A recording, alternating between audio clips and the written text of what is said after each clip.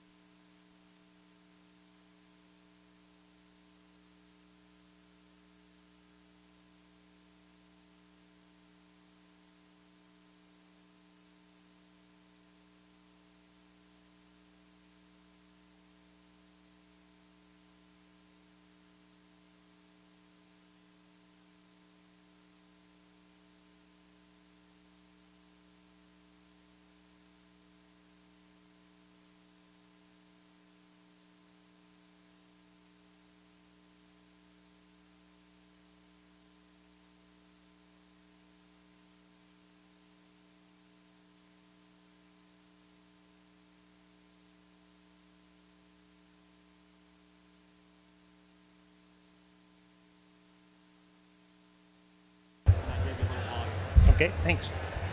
I don't know if everybody heard me the first time, but we're going to wait about another 5 minutes because when we look in the parking lot, there's a lot of cars still pulling in. We want everybody able to hear this, so we won't drag it out too long. We'll go about another 5 minutes and we'll start. Thanks.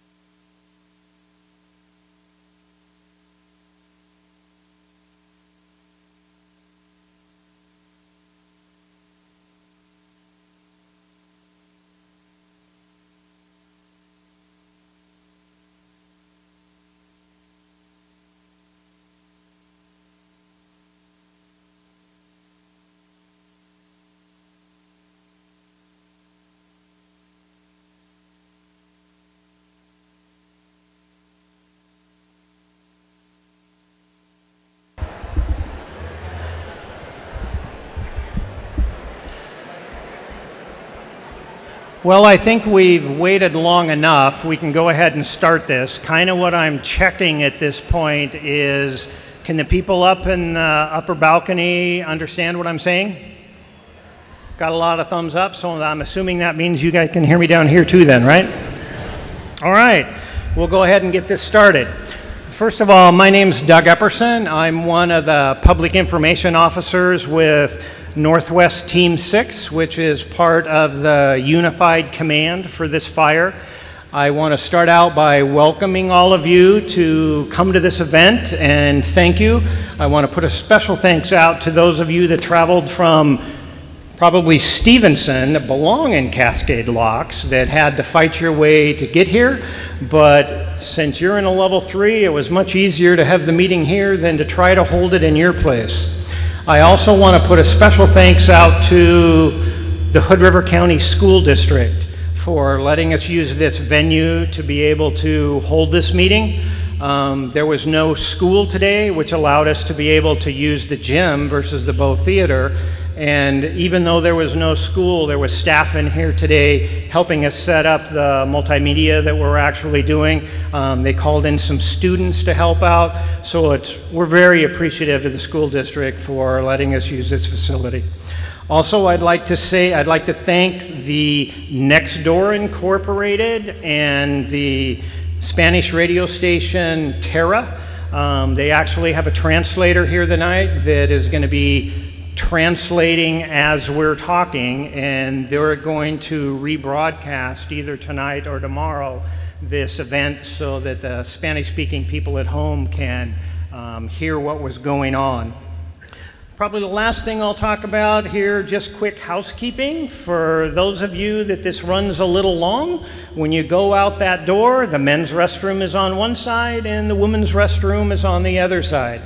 Also, for those of you that got here before we actually had the handouts on the handout tables, we do have quite a bit of handouts. We have a update, we have a current map, and then there's handouts on evacuation and what to do about smoke. So if you didn't happen to get one on the way in, please feel free to go ahead and pick one up on the way out. At this time, well, I'll go ahead and introduce 4 dignitaries that are here, and then I'm going to turn it over just for this one time, and we're going to go ahead and have an interpreter say what we talked about just now. There won't be any more of that during the rest of the meeting so that you have to worry about 2 different ones. But I'll go ahead and who I'd like to introduce is Representative Mark Johnson. I'd like to introduce Representative Chuck Thompson. Representing Ron Wyden is Jacob Eldiger over here on the wall. And representing Jeff Merkley is Jagjit Nagara. Close enough? Thanks. And so we'll go ahead and we'll do the interpretation now, and then I'll get back on and we'll start the meeting. Thank you. Still hearing okay? I hear a little bit of reverberation. Okay.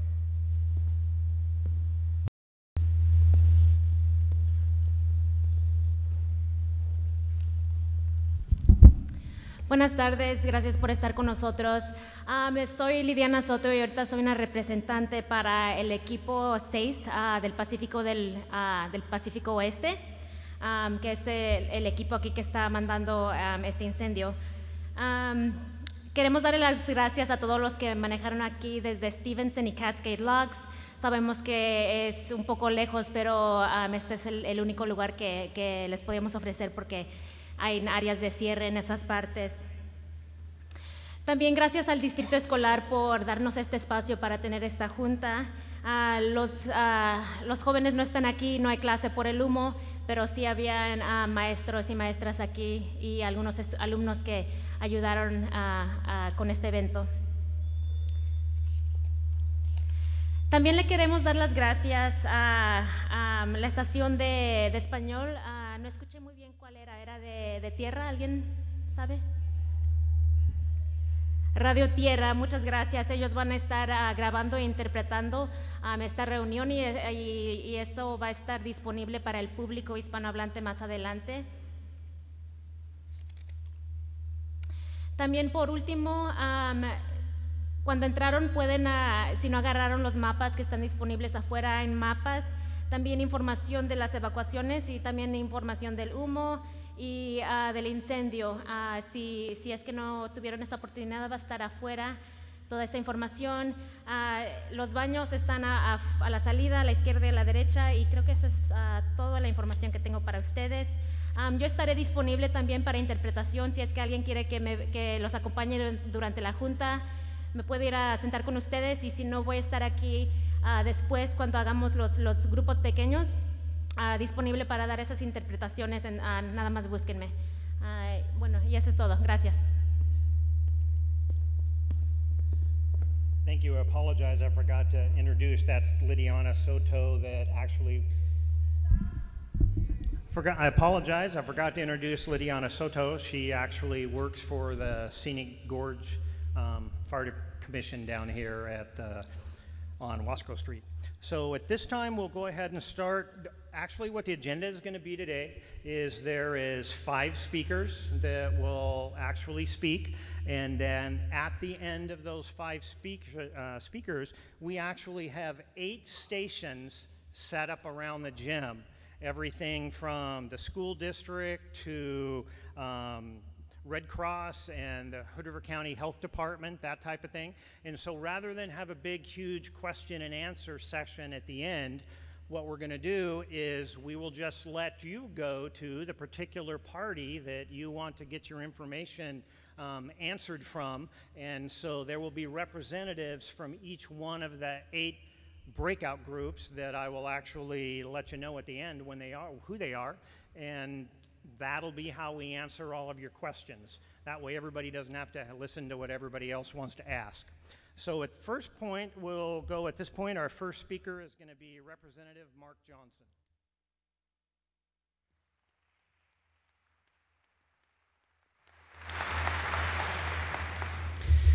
Well, welcome.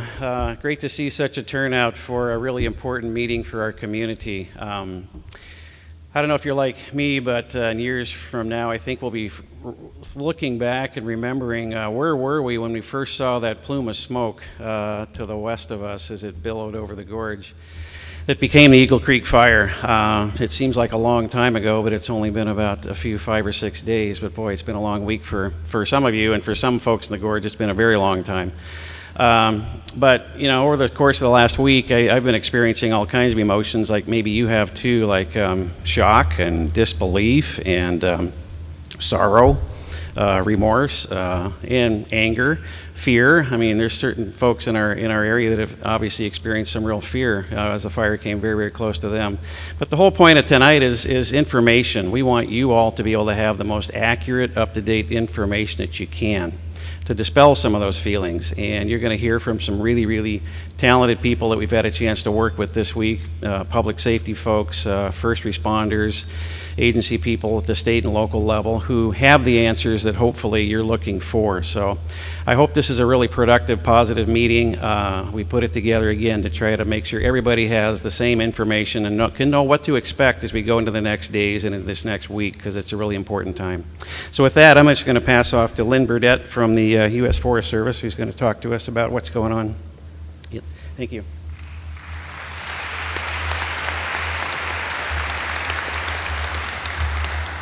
Thank you, Senator Johnson.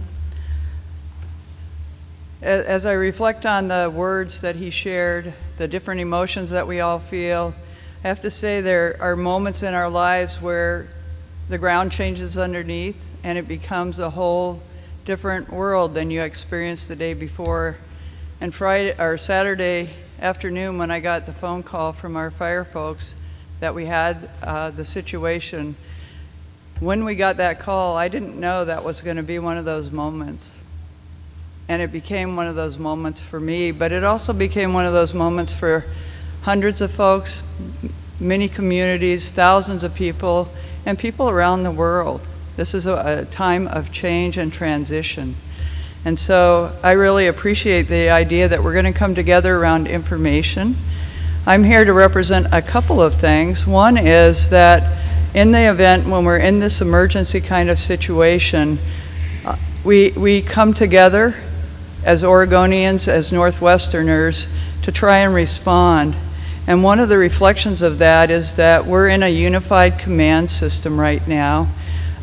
Many people here might not be familiar with that, but we have this incident and we're organized in a way where the Department of Forestry, the Office of the State Fire Marshal, and the Forest Service are in unified command. And we have what we call agency administrators who delegate authority to the incident commanders.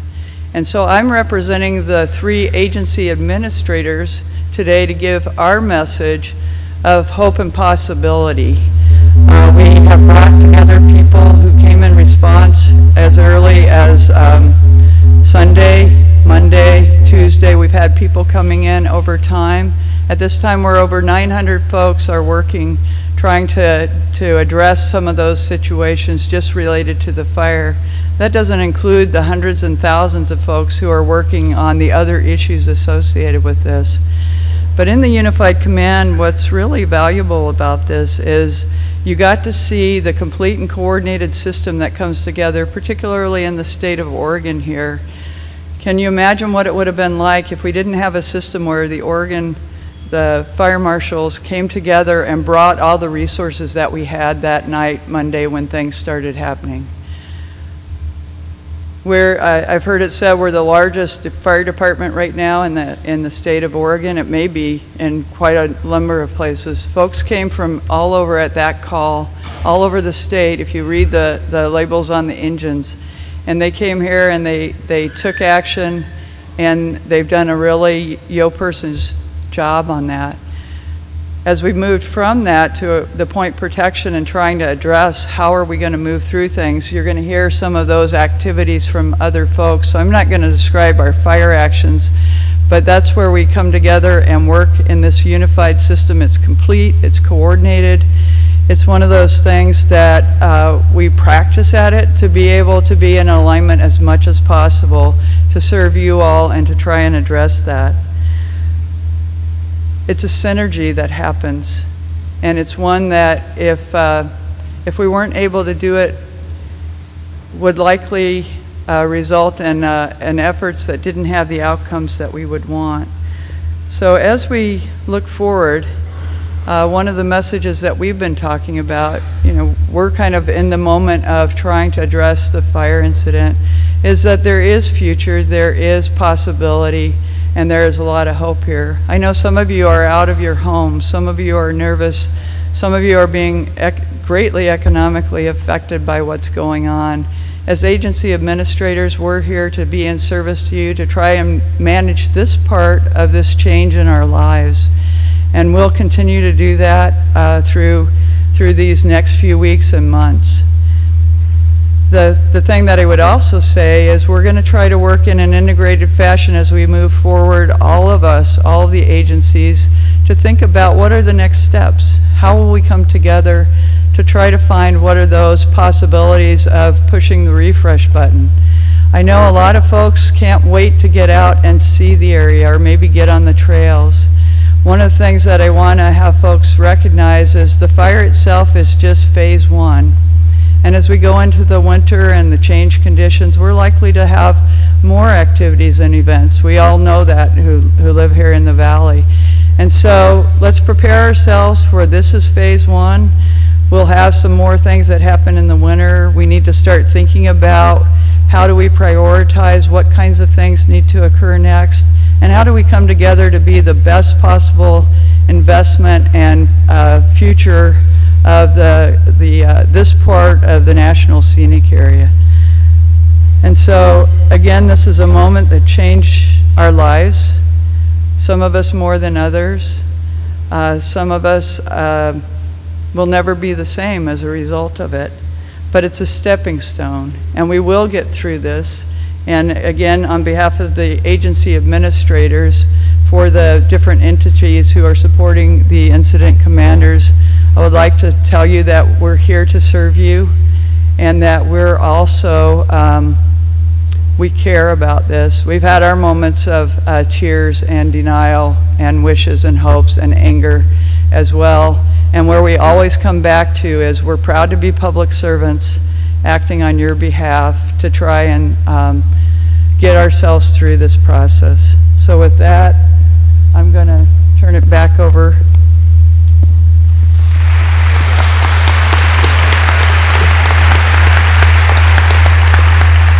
So the next speaker on that we'll have up is Sean Weigel. The National Weather Service actually provides us with a meteorologist on site so that he can give us spot forecast and what's actually going on in our particular area. And so here's Sean.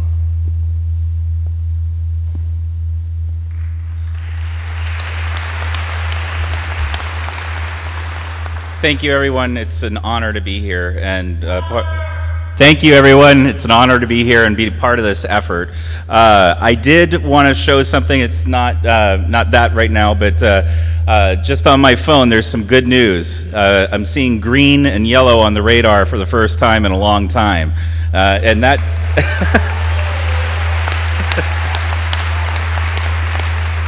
And it's probably not going to be enough, you know, it will not be enough to put the fire out, but it is enough to slow it. It looks like we're going to get, you know, about 1/10 of an inch of rain, maybe 1/4 of an inch of rain over the fire if we're lucky tonight. We need a lot more than that to put the fire out. But again, any bit of moisture helps, especially after the summer that we've had. So we had a pretty unique pattern going into this event. This image that I have up here, it's a chart, and it's got a lot of colors and stuff, but the thing, and a lot of numbers, but the thing to notice is how much red was on that. And basically those are the conditions leading up to when the fire made its big run. We had 4 or 5 days of very hot, very dry, and occasionally really windy weather, which eventually on Monday night and Tuesday really pushed the fire towards the west and pushed it into, you know, Cascade Locks area and further west towards Bridal Veil and all of that. So the good news is, going forward, going to the next slide, that's the forecast for the next 5 or 6 days. What? I'm sorry? Whoop.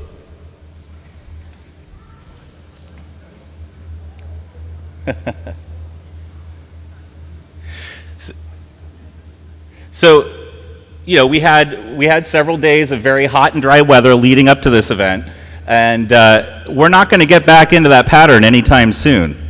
It's looking fairly seasonable, especially for the next few days, maybe even a little cooler than normal, especially on the west side of the gorge, which is going to bring a lot of humidity into the fire. It's already done that.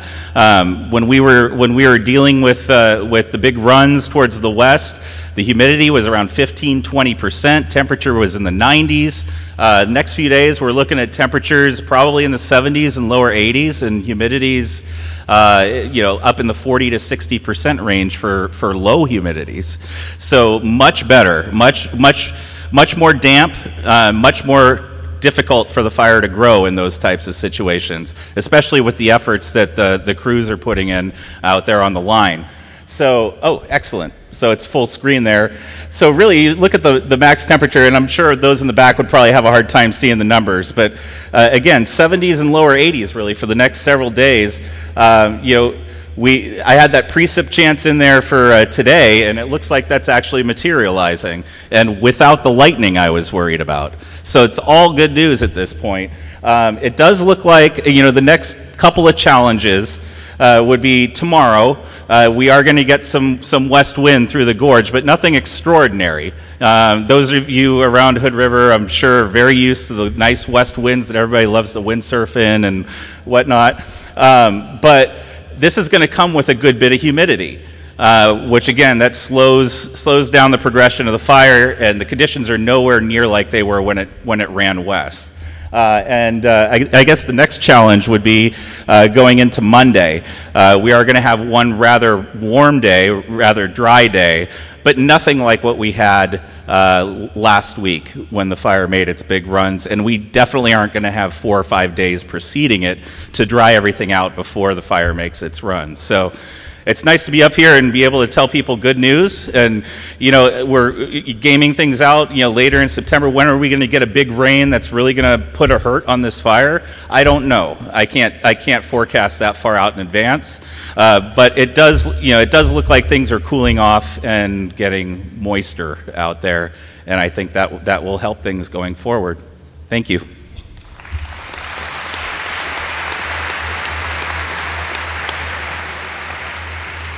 So our next speaker will be Sean Sheldon. He's the incident commander of Northwest Interagency Team 6, and he'll talk to you about fire. All right, good evening. Thank you all for showing up. I appreciate you guys taking the time out of your busy schedule to show up here. All those firefighters, thank you. They're here because of you guys. We serve you, we serve the agencies that we work for, and we really enjoy the job that we do. So Friday night, I get a call from the Northwest Coordination Center that my team's getting an order to go to the Chetco bar fire. Later on that evening, I get a call from them again saying that there's a new start up on the in the gorge, and that it's picking up. And so by the end of that evening, late that evening, I got a hold of my team and told them, you know, we're in a holding pattern for the next day. We got that call that next morning that we were in fact coming to this incident. At the time, there were no incident management teams available in the nation, and we were the team that was up, and we got the good straw to come up here and help you guys out, and we were honored to do that. When we got here, we had our in-briefing, and we were in what Lynn was talking about, the unified command. What does that mean? You know, we were in unified command with the Oregon Department of Forestry and the Oregon State Fire Marshals, with Ian Yoakum as the IC for that team and John Buckman for the ODF team.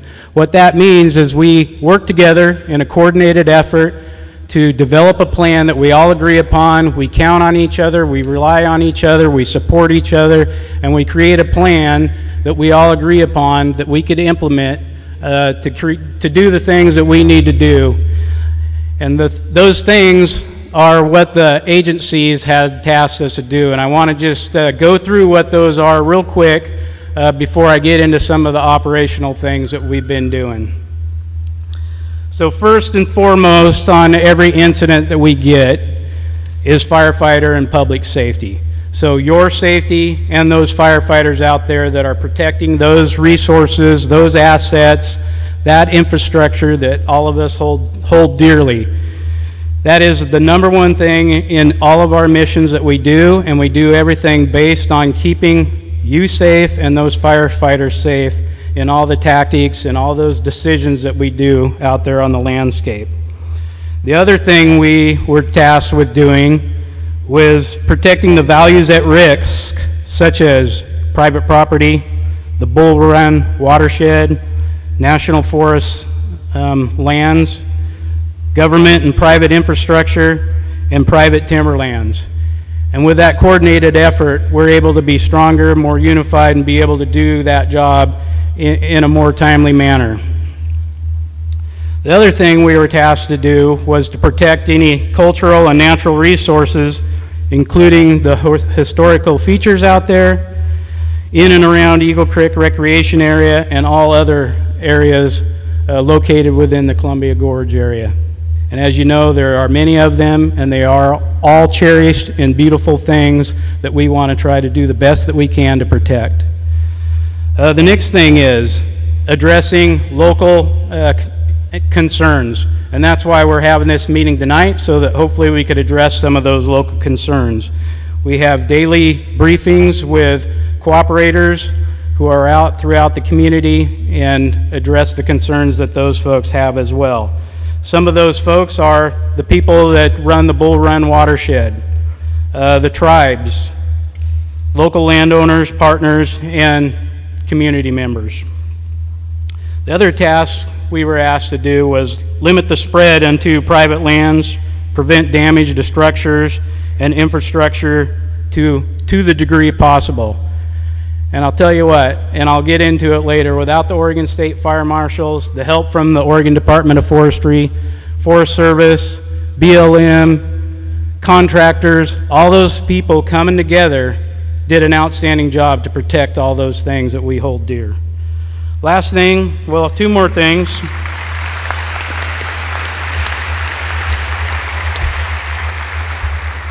You know, water is one of the qualities that we all need to survive. It is one of the things that we were tasked to do all we could to maintain the integrity of those water systems, the lakes, the streams, tributaries, and the Bull Run watershed that provides a majority of the drinking water for the community of Portland and surrounding areas. And last but not least, we were asked to provide IA support for a pretty big area throughout the Mount Hood National Forest, the Gorge, and the Gifford-Pinchot National Forest on federal lands.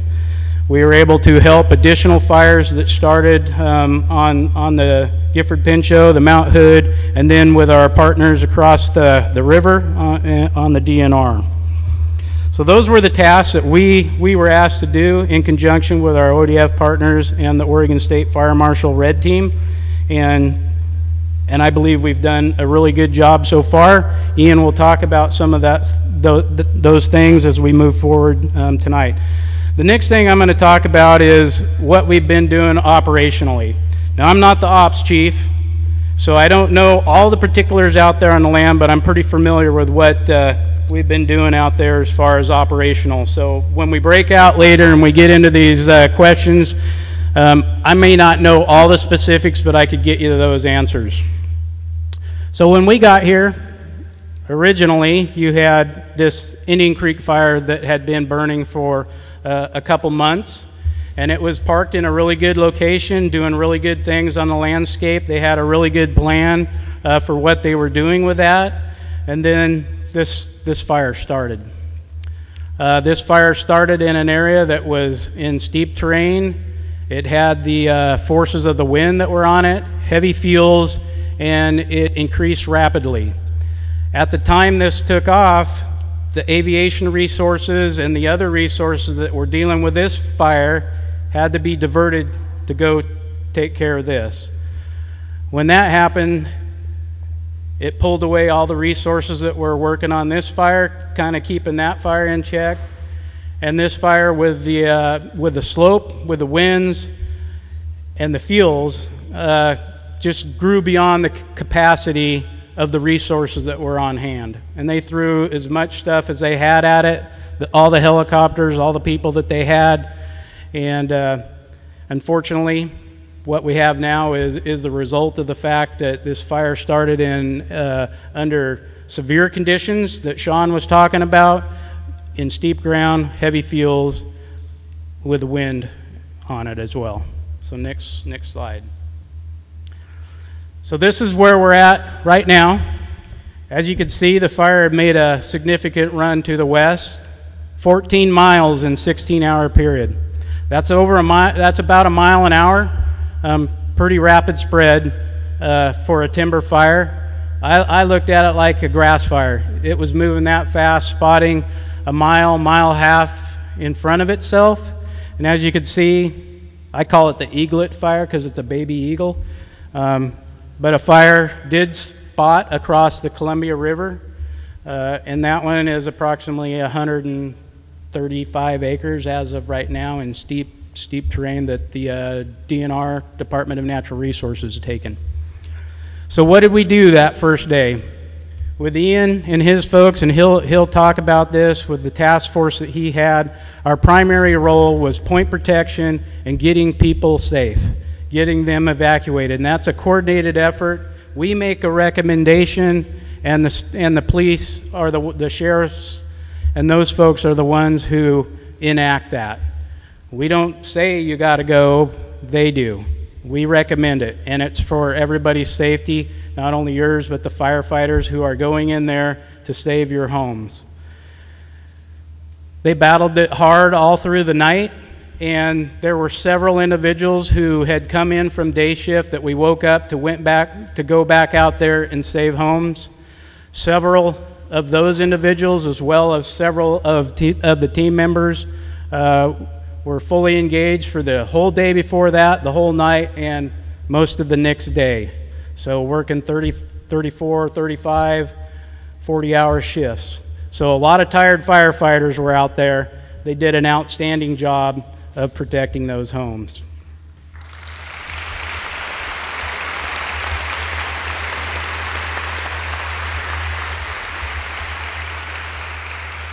And it wasn't just the homes that were getting protected. There are fish hatcheries along there. There are other infrastructure along this road system. Highway 30 is closed. Interstate 84 is closed. The railroad was closed for a period of time. And the river closed down to commercial traffic as well during all this. But Nolma Falls, beautiful site out there that sees millions of visitors a year, was a key place that we put a lot of assets at to protect, and it's still there to this day, and it looks just as beautiful as it did. A little smoke up on the hills, but it still is there, and it looks beautiful.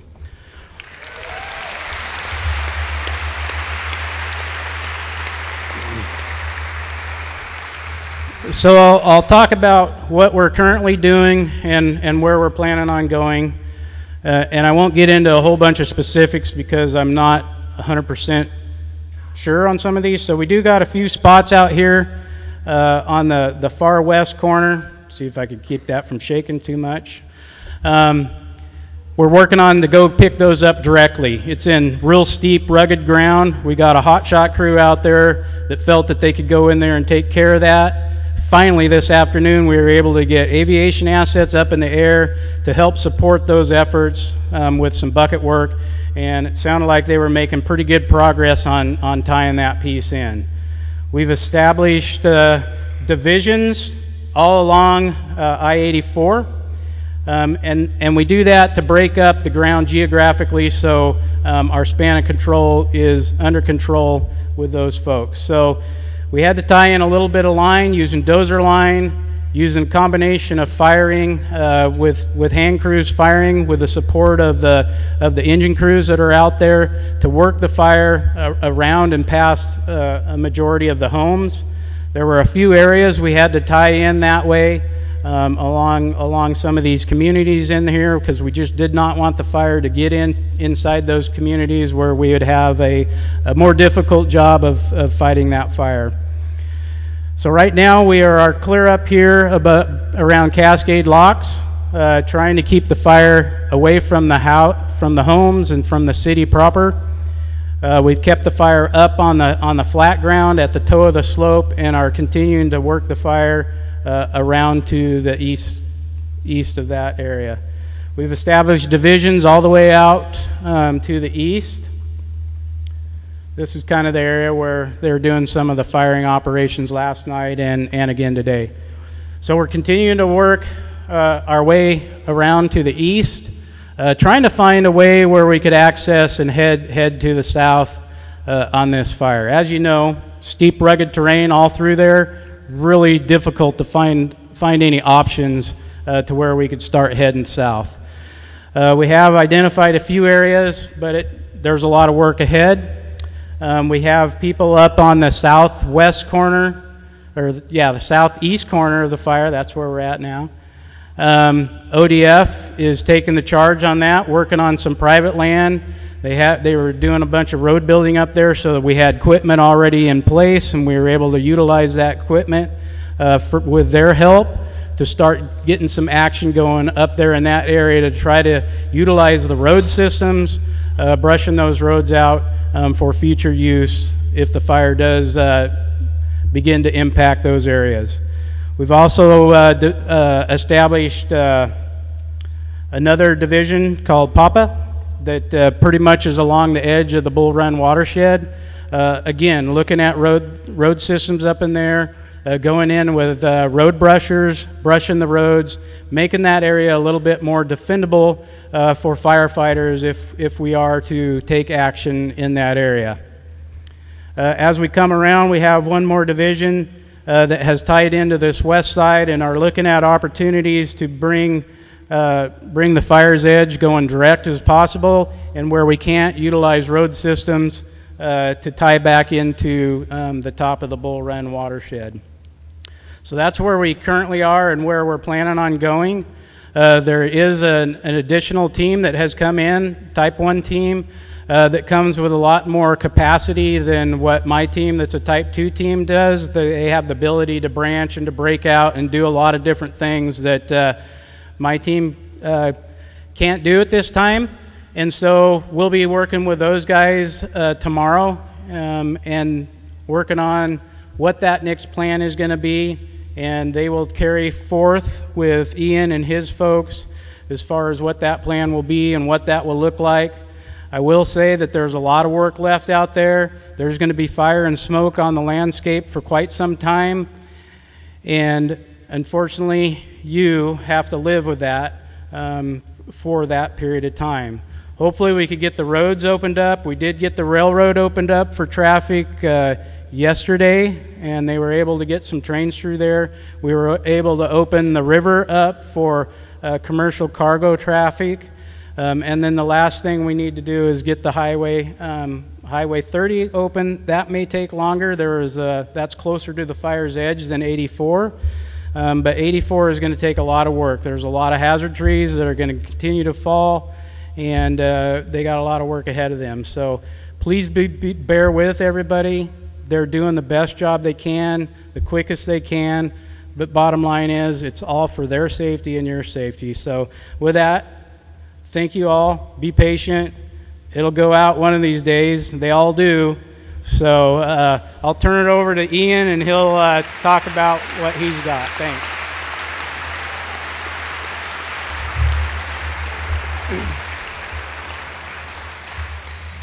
Actually, our next speaker is Matt English. He's the Hood River County Sheriff.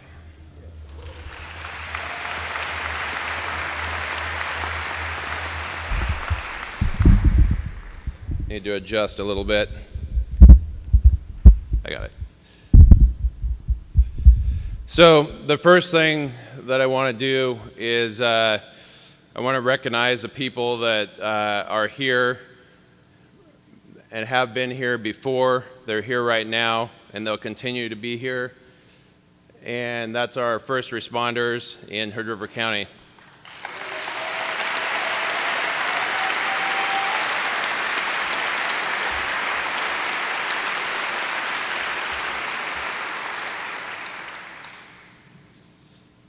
So, you know, it's been an incredible experience to work shoulder to shoulder with them.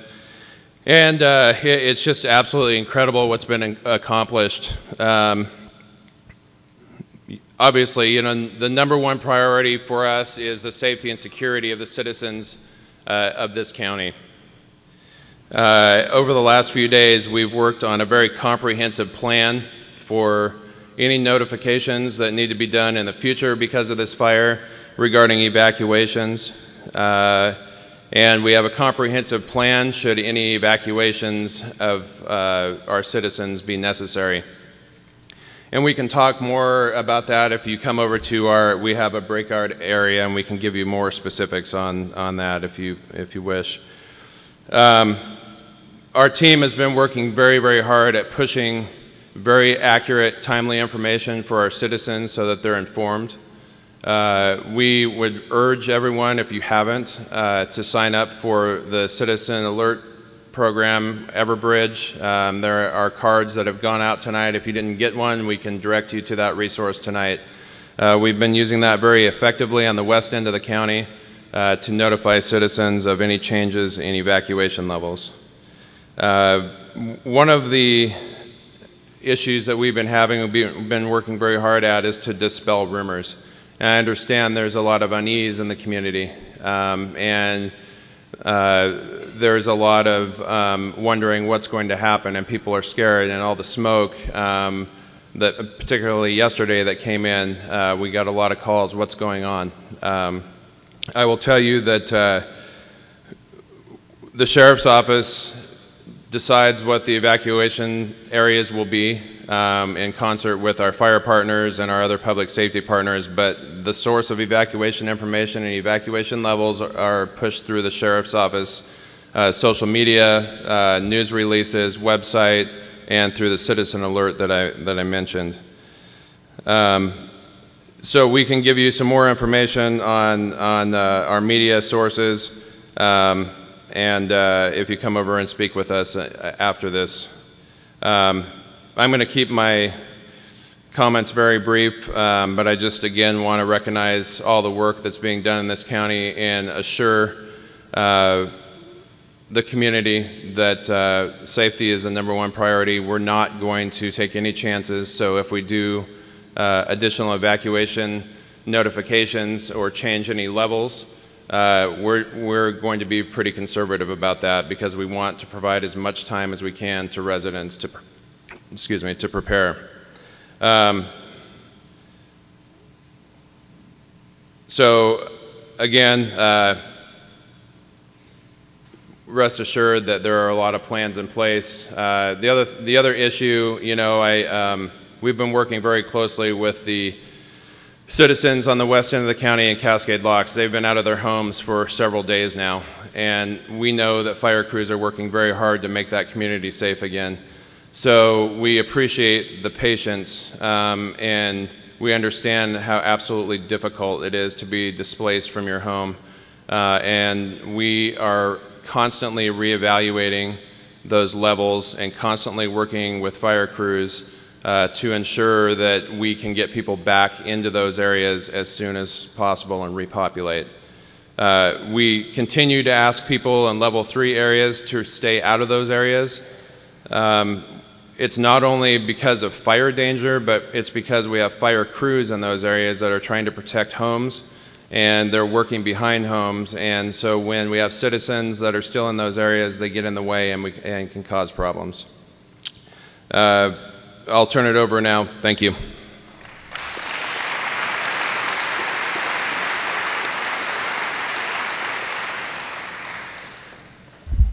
He's a little taller than I am. The next speaker will be Ian Yoakum. He's the incident commander representing the Oregon State Fire Marshals.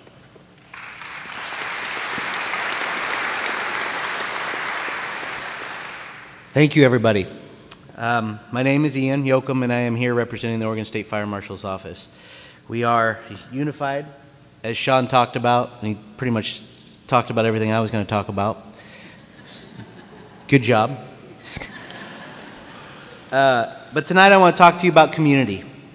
Our presence here represents a large sense of community that exists throughout the state of Oregon. This is truly Oregonians helping Oregonians. Your community has experienced a fire that has not only wreaked havoc on the scenic landscape, but has caused disruptions in your lives. This is a traumatic experience, and we stand by you, shoulder to shoulder, to help and support you. We know this because all the firefighters that are here are fathers, brothers, mothers, sisters, and we've all come together in a united way to help your community. The response to this fire started with local responders. The actions of the men and women of your fire departments, police departments, the sheriff's office, and the other emergency responders set the tone over the first 2 days for this team to be successful. And it's nothing less than heroic. I want to take a moment to thank them.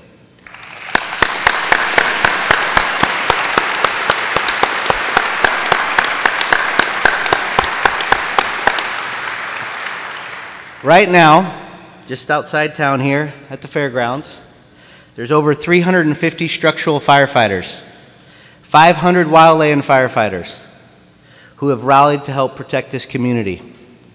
Homes, businesses, and the land. Firefighters from over 70 fire agencies across this state have mobilized under the direction of the governor and the Office of State Fire Marshal's Office to help keep this community safe.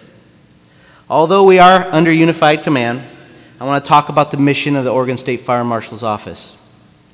Our mission is to integrate with our wildland partners to protect your property and the land, but we are currently protecting homes 20 miles from the end of the fire, from east to west, from the city of Cascade Locks to Corbett, as well as fish hatcheries and the iconic Monoma Falls Lodge. Many of you have been displaced by this fire. We've asked you to move out of the area to ensure your safety and to allow our firefighters to defend your community. Our mission is to get you back in your home. Every day, we look at factors such as weather, fire behavior, to capitalize on opportunities that move us one step closer to getting you back to your daily lives. I'd like to take a moment and just talk about the work that has been done. Monday night, we had over 50 teams of firefighters actively engaging in point protection on structures throughout this fire. That night, as you all know, was a tough night. Not a single injury was reported from our crews, and all of our crews came home safe that night.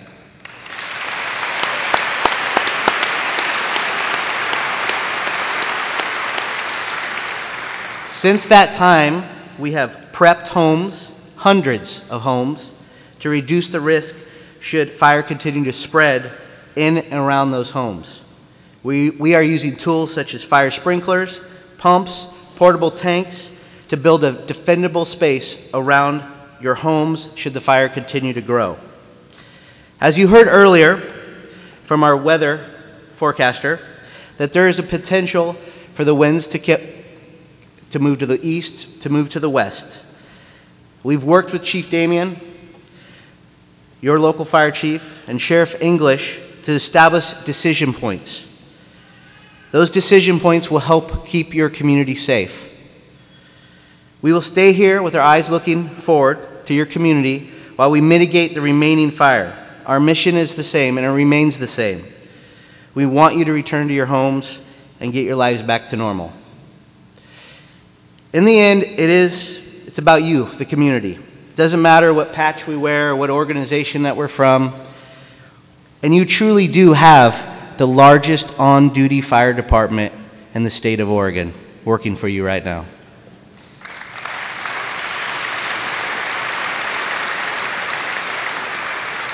It's truly an honor to serve the state and to serve these great firefighters. Thank you.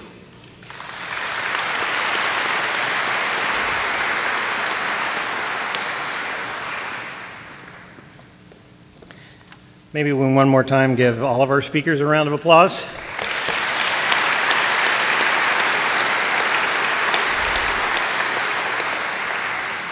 Thank you very much. At this time, I'd also like to state that the new incoming teams will try to keep a pulse on the need in this community for more public meetings. This one might be the first one, but this one might not be the last one. If the need arises to control rumors or get more information out and that type of thing, you'll be notified that there will be more public meetings. What we're going to do at this point now is, like I said, when you see the maps around the walls here, those are all breakout stations.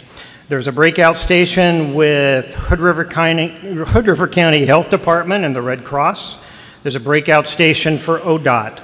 There's a breakout station for Hood River County Schools, one for local fire departments, one for the U.S. Forest Service. Not so much necessarily for fighting the fire, they will answer those questions, but we're a huge recreation area, so they want to be able to talk to you about that too if you have questions. There will be a breakout with Unified Command, that if you actually have any fire questions, that type of thing, they can answer those. There will be a breakout for the Hood River County Sheriff's Office that you can talk to Matt and his designees. And lastly, but not least, there will be a breakout for all the elected officials that are here, from city officials, county officials, state and so forth, that you can go ahead and direct questions to any one of those that you can. At this point, I'd like to thank you again for coming and hope that you're leaving with way more answers than you are questions. Thank you.